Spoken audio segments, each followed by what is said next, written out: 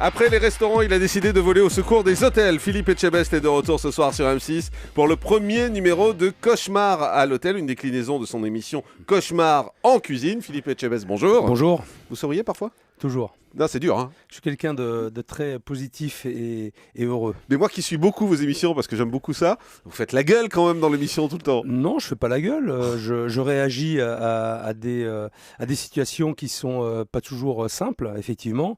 Après, je suis pas là, comme je dis tout souvent, pour être gentil au départ. Je suis là pour aider les gens. Donc après, il faut qu'ils acceptent effectivement mes remarques. Mais la finalité, en règle générale, elle est toujours belle. Ça se finit bien, quoi. Ça se finit toujours par de belles histoires. Est-ce que ça aide votre carrure ? Parce que des fois, je me dis, il y en a qui vont lui en mettre une, quoi. Si vous n'étiez pas aussi costaud, est-ce qu'il n'y a pas des moments où il y en a certains qui sont à fleur de peau ? Parce qu'on le voit, les gens que vous allez voir sont en difficulté, donc sont dans le stress. Et parfois, quand vous leur faites des remarques, il y en a qui sont prêts à bondir. C'est vrai. Non, c'est vrai. Donc ça aide d'être costaud. Oui, c'est arrivé une fois où je suis sorti avec un candidat, on dirait, pour s'expliquer. Mais je lui ai expliqué les choses. J'étais pas là pour le casser, quoi, véritablement. J'étais là pour l'aider, mais c'est vrai que ça peut être dur, effectivement, le premier jour en tout cas. Mais ce qui est étonnant, c'est qu'ils font des erreurs qui sont parfois souvent grossières, les gens chez qui vous allez. On parle des restaurants, on parlera de l'hôtel après, oui. Au niveau des restaurants, moi j'ai vu le dernier épisode qui était diffusé, où par exemple, ils écrivaient poisson frais sur la carte, alors que c'était du poisson surgelé.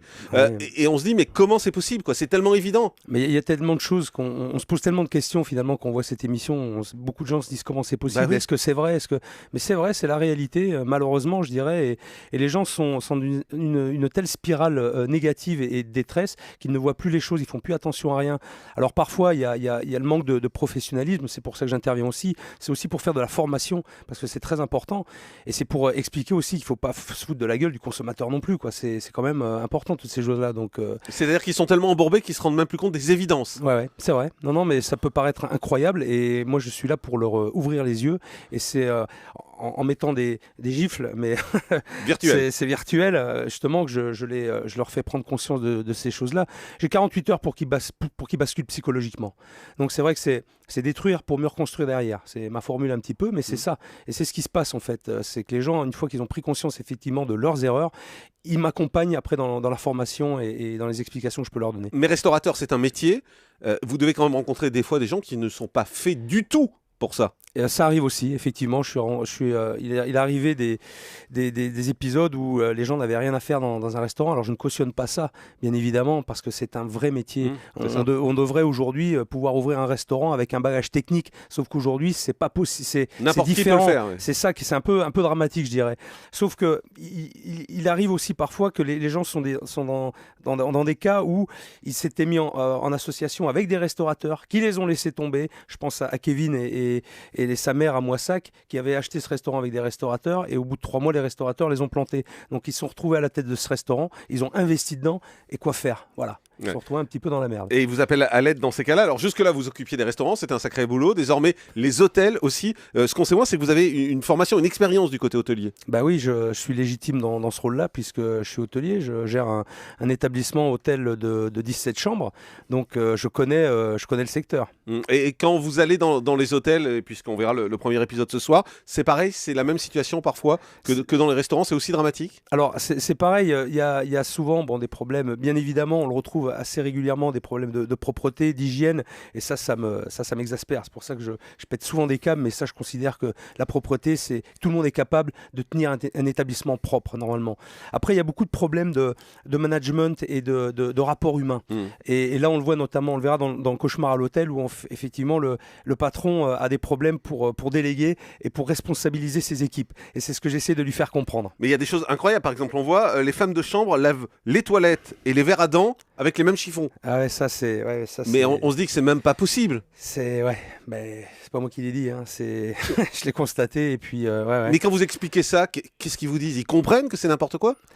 Ben oui, ils comprennent, ils disent oui c'est vrai, je dis pourquoi vous le faites alors il y a plusieurs explications, on nous oblige à le faire ou ci ou ça, je dis faut arrêter tout de suite ces conneries, c'est pas possible, il y a d'autres moyens de travailler proprement avec peu de choses finalement, il suffit d'utiliser deux chiffons différents, c'est tout. Mais il y a aussi de la nourriture périmée par exemple servie aux clients. Ah ouais, alors ça, il y a eu cet épisode effectivement où je mange, où je m'aperçois en tout cas dans les frigos que la marchandise est périmée.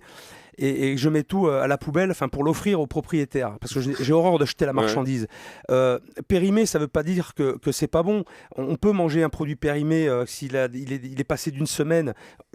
Voilà, on va pas être malade pour ça. Mais je considère que dans un restaurant ou dans un hôtel, on n'a pas le droit de servir à des clients de la marchandise périmée. On n'a pas le droit de faire ça.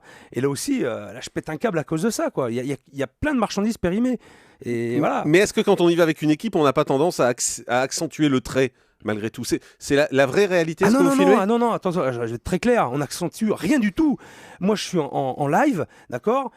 Je connais très peu sur les gens au départ. C'est justement ce que je souhaite. Je veux pas connaître l'histoire. Je veux arriver à avoir un œil avisé et pur pour avoir des réactions. Avoir des réactions, je dirais, spontanées. Ça, c'est parce que j'aime pas réfléchir en amont. J'aime bien justement dans le direct. C'est ce qui me plaît justement.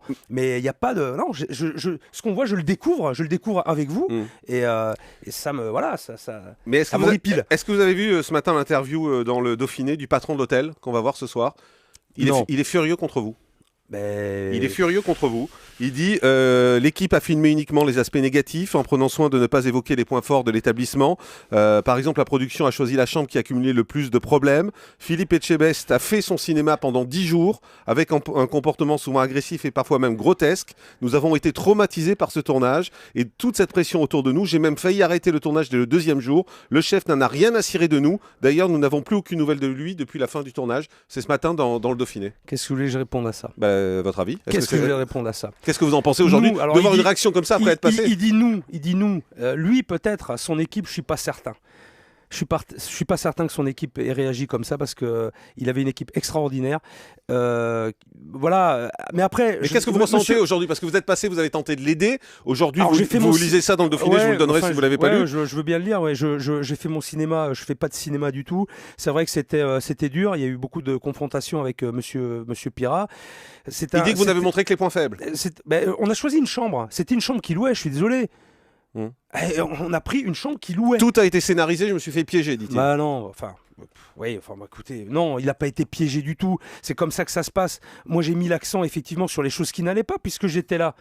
J'étais là pourquoi? Parce qu'il avait un problème. Donc il avait un problème effectivement de tenue d'établissement. C'est un établissement qui a eu marché, qui a eu des années fastes dans les années 80 où ça marchait bien. Seulement, Monsieur Pirat n'a pas évolué avec son temps. Il est resté dans ces années-là. Mais là, il a zéro reconnaissance par rapport à ce que vous avez fait visiblement.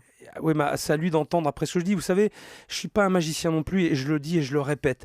Moi, je donne des conseils. J'essaie de former les gens. J'essaie de les aider. S'ils ne veulent pas entendre ce que je leur dis... Qu'est-ce que je voulais que je fasse? Ça vous énerve ça, de voir une réaction comme ça? C'est dommage. Je dis juste c'est dommage. Parce que j'ai passé 10 jours avec eux et avec son équipe. Surtout, je mets l'accent sur l'équipe parce que c'est quelque chose d'important pour moi. Et il avait une équipe extraordinaire.